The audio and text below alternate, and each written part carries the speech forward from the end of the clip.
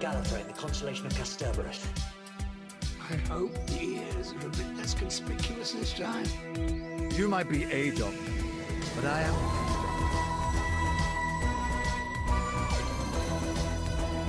I'm a doctor, but probably not the one who looks good.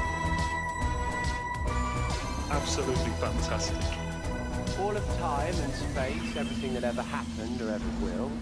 Where do you want to start? Hello, everybody, and welcome back to Bigger on the Inside, the new Who Doctor Who watch-along podcast. I am Harry, joined as always by my main host, Tim. How are you doing, Tim? I'm very good. Thank you for having me on my YouTube channel and podcast, Harry. Thank you.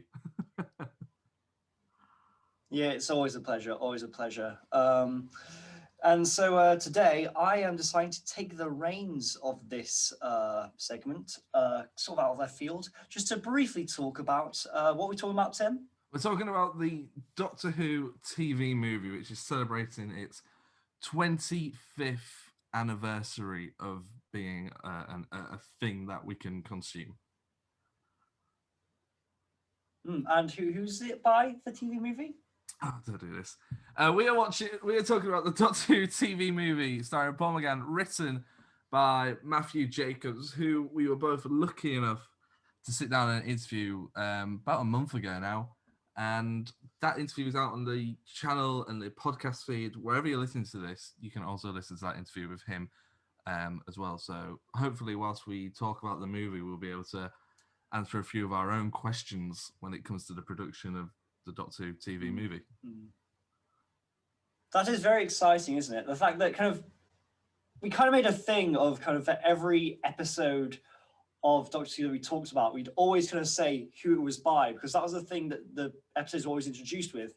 And now we're talking about the movie, which we say who it's by, and we're actually able to talk to that person. It's kind of insane that we had that opportunity. It's incredible. Yeah, we haven't been able to talk to any TV writers, I don't think. Not off the top of my head. We've spoken to Big Finish writers, which has been amazing. They've been super insightful and really interesting. Johnny Morris is a real highlight. You can go back and listen to that. He's done a lot of David Tennant work and a lot of Tom Baker work. But to actually talk to somebody who's written visually for Doctor Who and has given stage directions to a Doctor it was very exciting. Yes.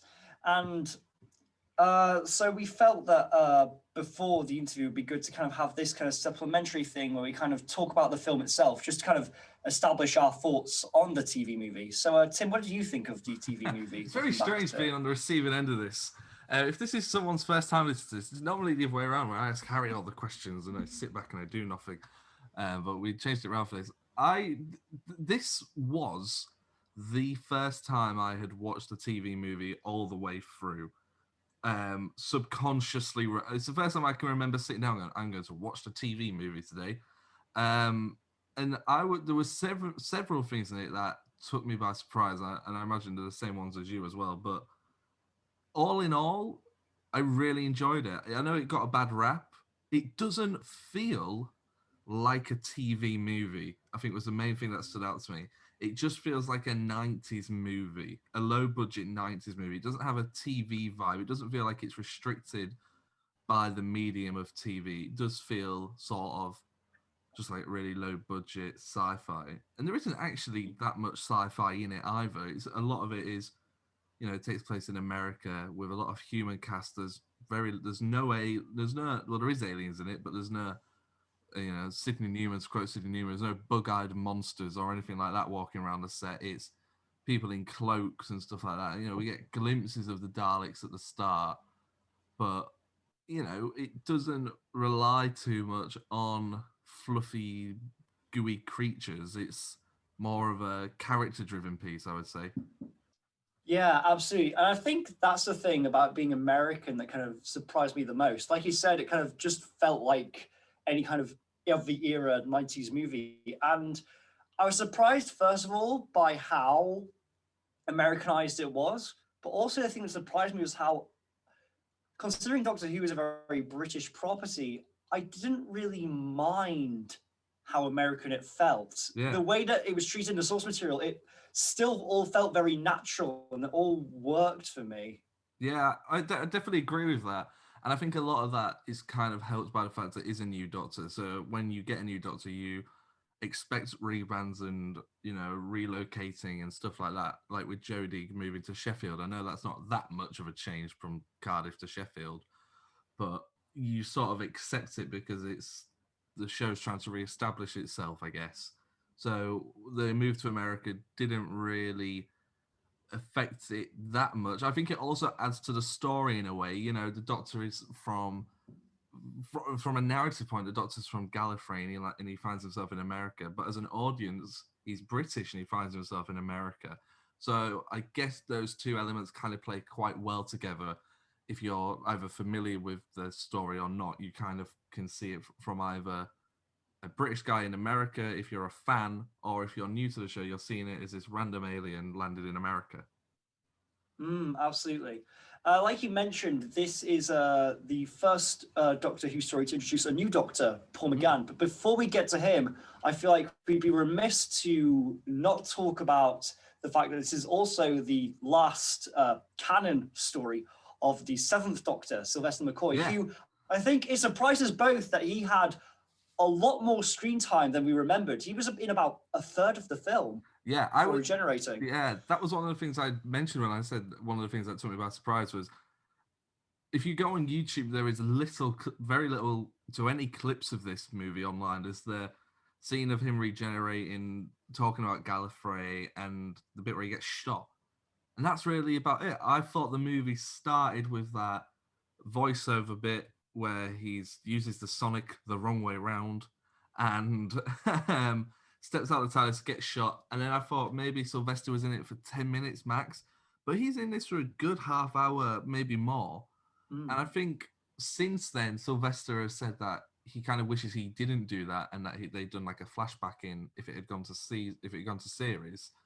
And also I think when we spoke to Johnny Morris as well, I think he maybe said that he was semi-worried that that would be somewhat alienating to audiences to not introduce your lead actor really until, you know, a third of the way in. Yeah, I personally found it really interesting to kind of view the McCoy scenes and the regeneration of McCoy within the framework of kind of regenerations that we have now in New Who. Because if you look at regenerations in New Who, they're usually treated as this very kind of reflective moment of reflection for the Doctor, for them to kind of look back at what they've done and for them to reflect on their own death and what that means for them.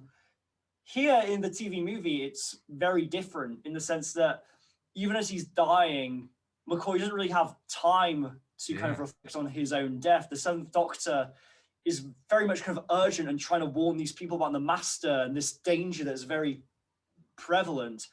And I honestly found that a really refreshing way to go. Maybe it didn't give, close a chapter on the Doctor as much as we've had on other Doctors, but I found it a really unique and cool way to do it that played directly into the story that was happening at that moment.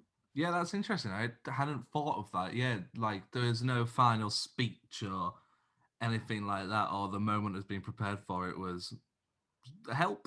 I'm not human. I think is what he says at one point when he's being put under the knife, whisked off to hospital. What I think might have been a really good idea is to not show McCoy's face. I suppose it didn't even have to be McCoy, but just allude to that it is the Seventh Doctor by showing props and stuff. And then sort of maybe have a regeneration, but where you hide the face so audiences aren't too bewildered about why this other actor is getting a lot of screen time. It almost seems like, oh, they're just telling a background story for new listeners sort of thing. And then in later seasons, you could have brought McCoy back through flashbacks and actually shown his face. And obviously, anybody who was interested in the show at the time would have been able to go back and research who the actor was before Paul McGann and would have been able to put one and one together to work out that it was McCoy. But then again, I'm a McCoy fan. So I suppose I'm trying to look at this as a Doctor Who fan and somebody who was watching this for the first time to try and work out why this reboot didn't work. Yeah, honestly, that's not something I'm 100% sure about because I feel like because so much of this story that they're telling kind of hangs on the crux of that regeneration and how kind of the new companion responds to that. I feel like that you need to see the face of the Doctor pre-regeneration so that the audience kind of really understands that post-regeneration, the fact that Yeah. appearance has completely changed is this weird, strange alien thing. Yeah, okay, that's a good point. Yeah, that would have been yeah, I didn't think of that. Yeah, because otherwise, how's the audience actually going to know it's changed at all? Yeah, that's a good point. I hadn't thought of that. Yeah. So, what did you think of the regeneration scene itself? It was done in a very different way to what we've seen in both Classic Who and New Who. Yeah, I'm not a huge fan of it. I know there's like the parallels of Frankenstein's monster and all that, with the security guy watching that on telly. I don't think it's that good because I don't think there's a distinguishing point of change. You know, with Whittaker to Capaldi, you see the eyes change. And with Eccleston to Tennant, you see the hair sprouting out. With this, it seems it's just McCoy pulling a series of contorted. What's the word I'm trying to say? Contorted? Contorted faces, and then Paul McGann doing that as well, and they merge. I like to see the evolution of the body and the face growing and the hair and the fingers, you know, all that. I like to see that, but I do think it was an interesting concept, and it's filmed very well, and with the sound and the lighting, and it is very cinematic, and I don't have a problem with that. I just think maybe the concept could have been somewhat better. That said, the shot where McGann sits up and the light hits his eyes, I think that looks really great.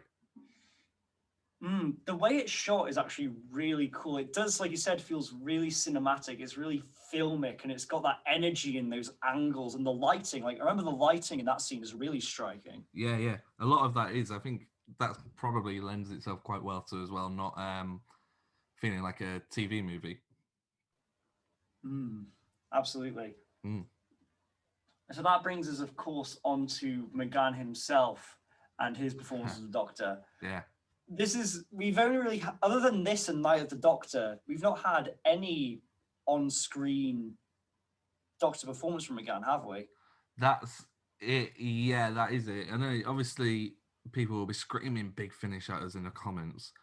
As two people really who are sort of Big Finish virgins in a way, we've dabbled and we've listened to the odd bits and bobs.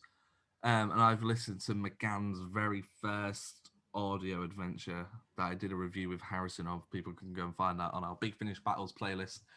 I don't really know. It's really hard to talk about because you only have this one movie really to really sort of, for us anyway at the moment. It's like trying to talk about Capaldi in his very first episode. It's next to impossible, really. Yeah. But from what we got, I liked him a lot, and I don't have a problem with him. And I think his acting is great, and he's very quirky. And then I know through Big Finish, he does get dark and quite serious at times. And through Night of the Doctor as well, I really enjoyed him. He's very quippy, and I would really, really like to see him come back. And I think there is more of a possibility of him coming back now than there was in 2013. Are we going to bring the 60th into this as well? We might as well. I think Paul was... I swear, every single video we do, we always talk about the 60th.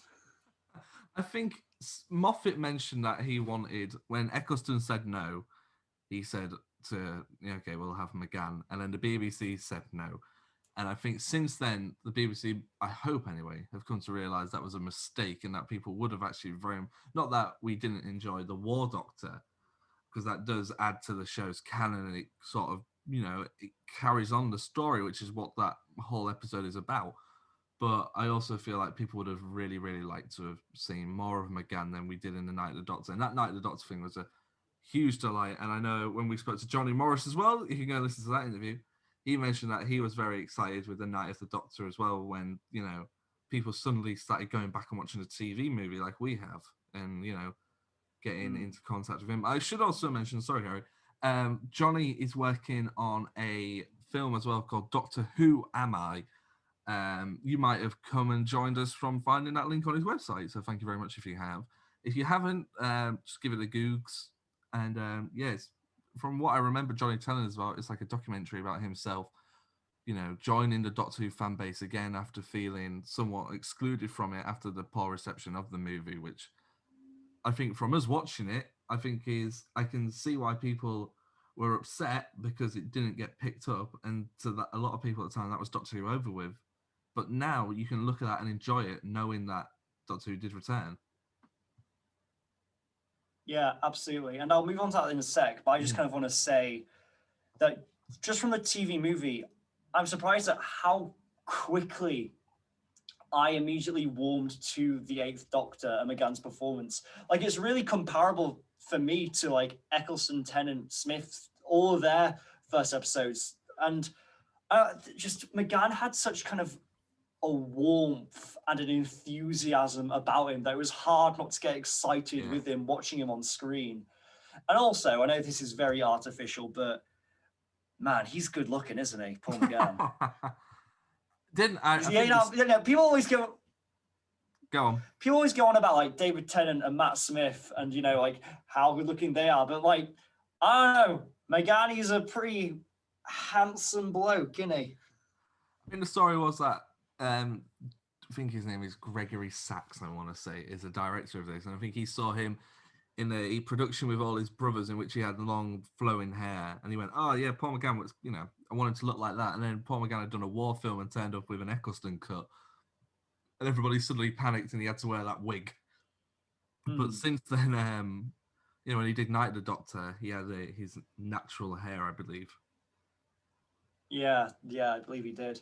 What did you think to the costume? I think it's a very kind of classical costume. Almost kind of like when you imagine Doctor Who, it's kind of an embodiment of kind of what you imagine the Doctor is. It kind of really encapsulates that. Similarly to a Doctor such as Capaldi, which very intentionally tried to draw from every Doctor. Yeah. And for me, it's very classy, it works very well, and I feel like it is a good embodiment of kind of McGann's Doctor in this story at the very least. Yeah, it's very Hartnell-esque as well, I feel. I think I've read that before, that they tried to sort of really like strip it back to what it originally was. And then I also really like his Night of the Doctor costume as well, which was very good. Yeah, true. Both very strong costumes. Yeah, sorry. So returning to stuff that you... Sorry, no, I was going to say carry on with what you were just about to tell me. Yeah, so returning to something that you brought up about the criticisms that this faced upon its initial release. I suppose the two main ones, and I'll go through them beat by beat, is first of all, the fact that this introduces the piece of canon that's pretty much been ignored ever since its release, that the Doctor is apparently half human. Yeah. Honestly, I don't really mind that addition. It kind of makes a lot of sense. So it does in a way, but I suppose I'm not a huge fan of it, just because I feel like it's been done before in other properties. And I think Johnny said that. He's like, well, it was big in Star Trek, so we did it in Doctor Who. And I was like, yeah, fine, whatever. It's completely understandable why you did it. You don't know something's not going to work until after you've done it, so why not give it a shot? And then we also spoke with him about the Timeless Child as well, didn't we? And I feel like he's sort of quite glad that that's happened, because it brings back a lot of the canon of this movie, in the sense that the Doctor could actually now be half human again. Yeah, absolutely. I think the thing for me is it's very clear from the way, like, specifically the Master is depicted with kind of very different looking eyes, if I remember correctly, is that I imagine that if this was picked up for a series, the Time Lord alien race would have been depicted as something much less human than we're used to. Does he have the eyes, though, doesn't he? Because it's like a snake at what I cannot remember. My understanding was that that was just like Time Lord eyes, and the reason McGann has normal eyes is because he's half human. It was something like that, wasn't it? Yeah, I watched it a week ago, guys. Give me a break.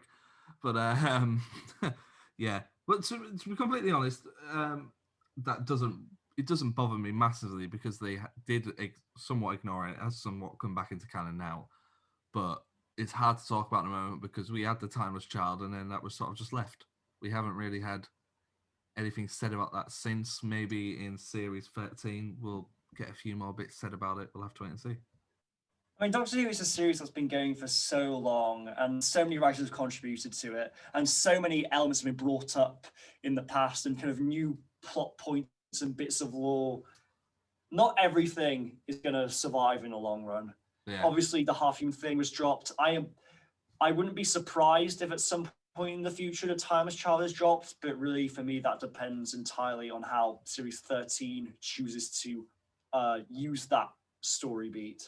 Yeah. I always think if I had the chance to write a Doctor Who episode, I would bring back something that we had all sort of written off and just casually bring it back. Like a really easy example would be that in a Peter Davison episode, they bring on a robot as a new companion, and they bring him on as a companion, and in the next episode he's never seen again. And I think they say that he went in the back for repairs, and then he was just like never ever came back. And I was like, the idea that if I ever did it, popular? Sorry. Was the robot not a popular addition or something? I think it was, but it was like a production standpoint. Like the costume wasn't very good. Or I honestly can't remember.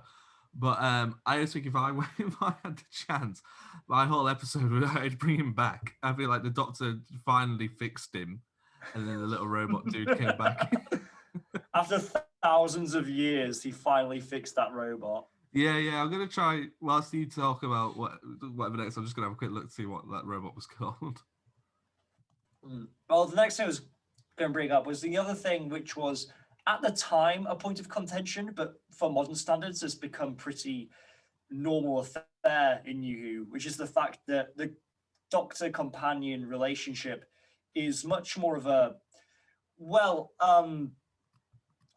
in our conversation, in our interview, it was revealed that it wasn't really intended as a completely romantic thing, but it was kind of very much interpreted as a romantic thing in the sense that the Doctor kisses their companion.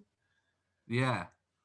And one thing that surprised me about this is that the companion of Grace, she's just this one-time person. You know, she wasn't meant to join the TARDIS, and she doesn't, and then the Doctor goes off, and the actress who plays her is returned via Big Finish, but hasn't played Grace. So it's almost like she was just that person who did that one adventure and that was it. You know what I mean? And I quite like that.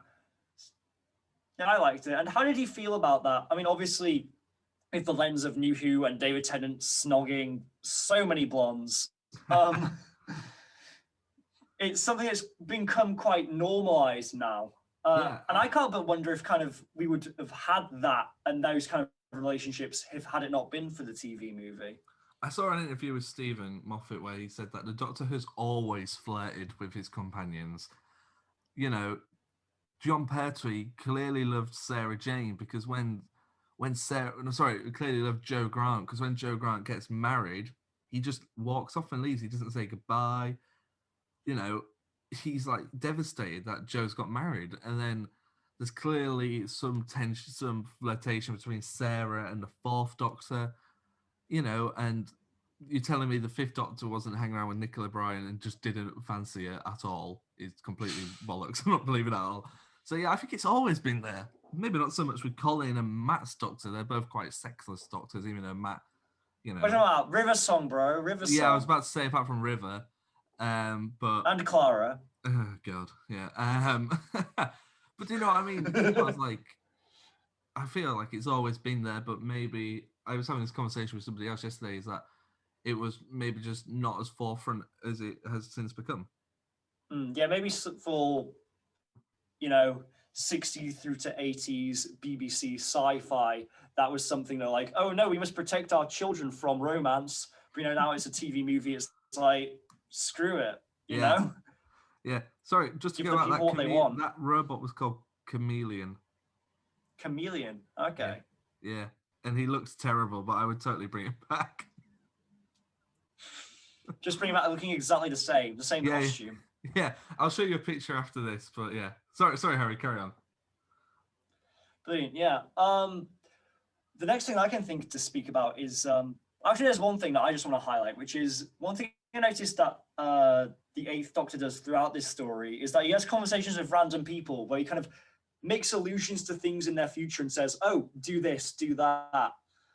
You won't regret it. Doesn't he? Yeah. And that's something, Yeah, that's something you don't really see from doctors now. I guess because of the whole fixed points in time, can't alter history, yada yada yada. But I think it's quite just a fun little quirk that kind of helps to kind of feed into the whole time travel thing. Because obviously this story is based in modern day, and there isn't really any time travel in it, or at least not much. So I guess that kind of helps to kind of establish the time travel element of the Doctor in the TV movie. Yeah, I suppose it's like, yeah, but I also can see it as that if this went to series and something bad happened to a companion, people would be like, well, he knew this was going to happen, so why didn't he stop it or whatever? Possibly, yeah. I didn't thought of that. But yeah, if people want to know why this didn't go to series, it might not actually be the reason that people think. So do go over and listen to our interview with Johnny Morris, where he does talk about the reason this wasn't picked up by Fox. It's actually quite interesting, so do go check that out as well.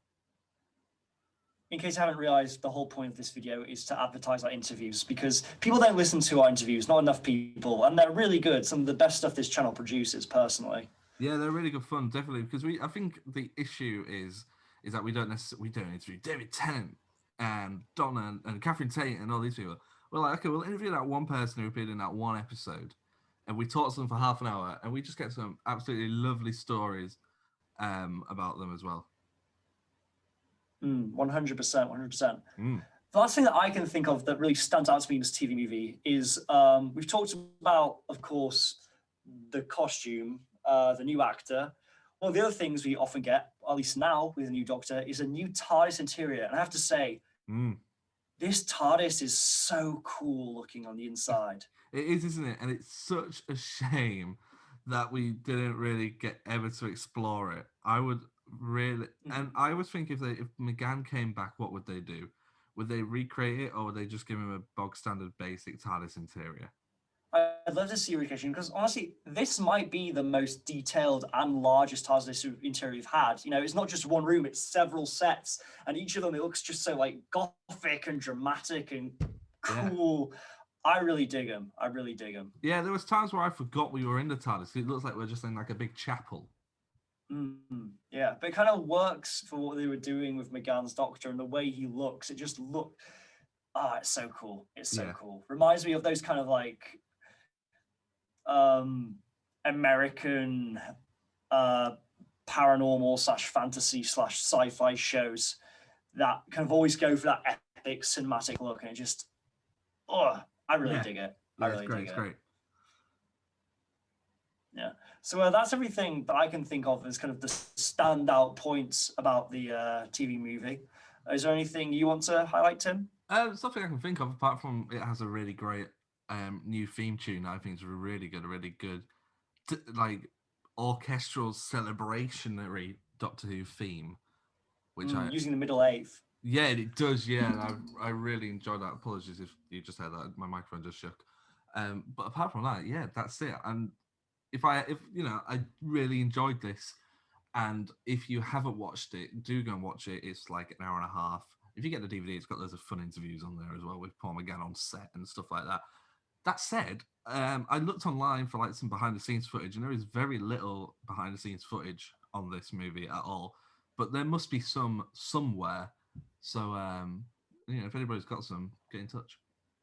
Please let us know. Yeah. Cool. So I think on that bombshell, is this coming out before the interview? This is on the same day, all of it. We're having a full day of celebration over on the Big on the Inside YouTube channel and all our podcast feeds. You're going to have this, and you're going to have our interview with Johnny Morris, if we hadn't mentioned that already. So, go and check it all out. Big celebration of the TV movie. That's fantastic. Absolutely fantastic. And on that bombshell, that is all from me. Goodbye. Bye-bye. And Tim, do you want to say bye? Oh, I get to do it. This is exciting. Yeah. Bye-bye! Is that how loud I sound? God. Yes, loud, isn't it? Make sure you subscribe to the official Bigger on the Inside podcast.